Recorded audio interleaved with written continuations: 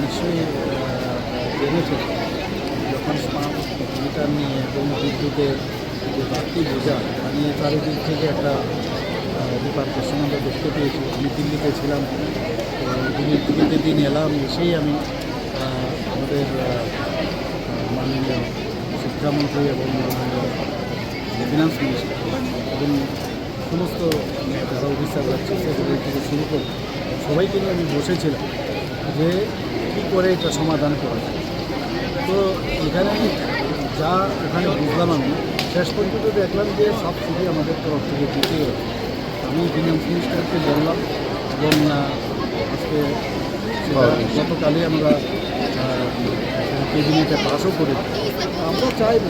মানুষ তো ঠিকই আছে, বলা উচিত এই জায়গায় যদি সমস্যা হচ্ছে তো বলা উচিত এবং আমরা সেই জায়গায় দাঁড়িয়ে আজকে কিন্তু আমার মনে হয় যে পরিত্রাণের একটা ব্যবস্থা করেছি এবং আগামী দিন মানুষ বুঝতে পারবে কোনটা সঠিক নয়। কারণ আপনারা জানেন যে মাঝখানে এখন ইউক্রেন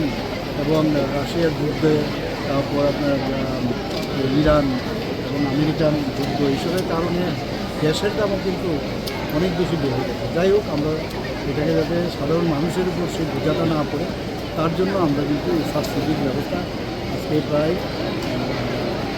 100 কোটি টাকার উপরে আমরা হবে সেটা আমরা আমাদের এখন যদিও আমাদের আর্থিকের যে বিষয়টা আপনারা সবাই জানেন, সেই জায়গার মধ্যে দাঁড়িয়েও আমরা মানুষের যাতে অসুবিধা না হয়